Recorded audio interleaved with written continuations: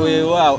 light ntono ate kati wano wama light evaayo bulungi. Mwebale nnyo mwebayire ddala abatugobera ku TikTok mwenna balamusizzaako nze musi Bosa Geoffrey Munnabusiro nkonge ya muvule n'antagwira kyeya kimu nga bulijjo anti nze muntegeerera mumanyi ndeeta by'amakulu byokka ndeeta eby'ensonga. Olwaleero tusinkanye Amooti mukwano gwaffe namubaleetera nina mikwano gyange abanyolo kuno ku TikTok bangoberera nnyo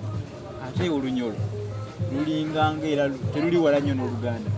Ebitono nnyo ebyawukana waliwo olunyankole zeeriraanya olunyankole lutoolo lutoolo babuuza batya mu lunyolo nga bwetuga nti osiibye otya bwe mugamba mutya ate kakati akiiki Amooti oba otegeeza ki ebyo babiyita bati agumanya nange musobola kumpita Amooti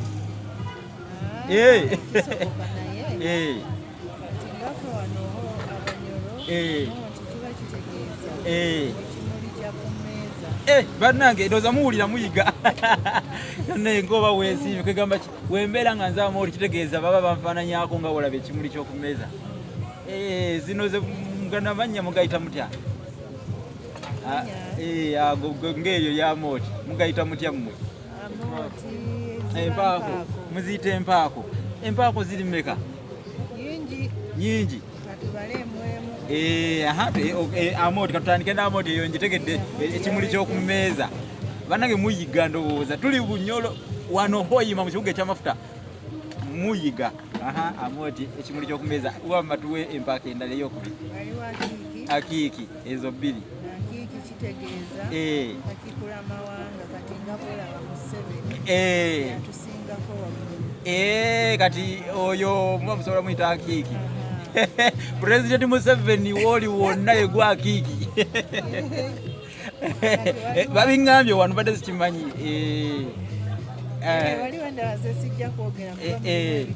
zitiisa tuli mu kuyiga ffe tetumanyi kati otuwadde Amooti otuwadde akiiki tuweeyo endala atenyi ategeeza ki Katonda wange wamma kyobulonga nti nno bitiisa atenyi mutegedde atenyi kitegeeza omusota waliyo n'abaana abato kale nga mulieyo nga mbadde temumanyi wano mufunye omukisa Amooti abategeezezza atenyi guba musota ate eyokuna abooli Kazooba bannange abooli yonna yonna gy'oli oba obadde tomanyi makulu ga linnya lyo abooli kabeera kapusi. Kakati tweyongedde okuyiga ekintu ekirala ekijja wano musajja wa Kabaleega agenze awulidde erinnya abooli ne limutiisa empaaka ey'okuna Adyeri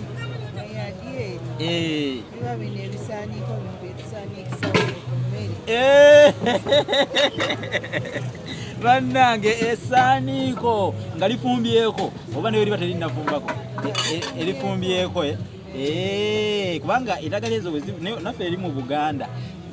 zimala kufumbako netuleka tuliyita esaaniiko naye weziba nga terinnafumbako tuziyita ndagala. Adyeri ate nawulirako ne gwe bayita apuuli kituufu gyeri nayo mpaako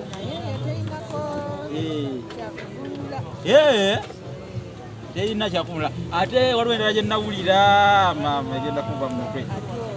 atwoki mwebale nnyo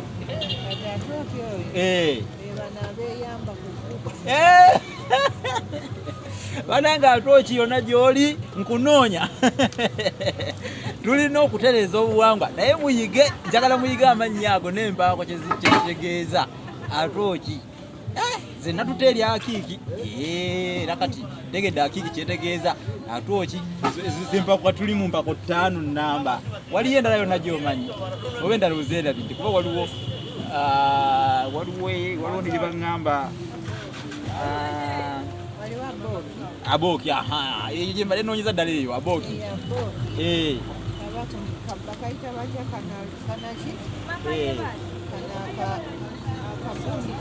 kapusi kana olobu ye aboli aboki wamaboli yetu amulabye aboki kana olovu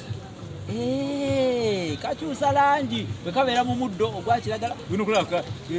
kasobola okufuuka bwekabeera ku muti ogwa kitakataka era kafuuka kekengera nnyo abalabe baako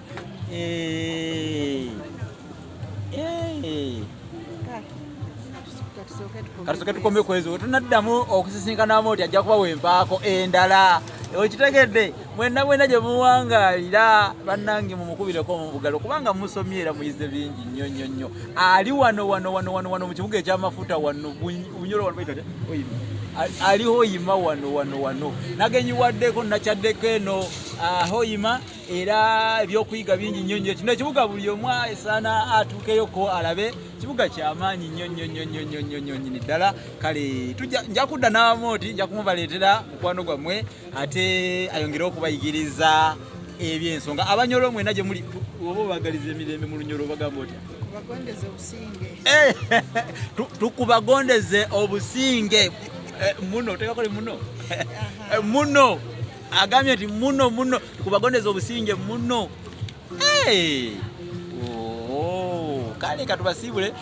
tukubagondeze obusinge muno Olunyoro nja kuluyiga wetuba tugamba Buganda tusimba tugamba Ssaabasajja Kabaka wangali ate mwe mugamba mutya wano mukulembeze ow'ennono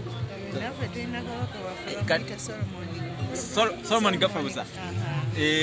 kati okusiibula musiibuleko kongana ffe tugamba nti Ssaabasajja Kabaka wangali nange nsiibula Solomon wange Kabaka mu Lunyoro awangali mugamba namwe mugamba wangali temwinayo mukiyogera lukira basajja temwinange gye mukyetamu lukira basajja akola atya okuwangaala mukiyita mutya mu Lunyoro okuhangala okay lukira basajja ahangale kale bweraba tujja kudda nja kumubaleeterako bannange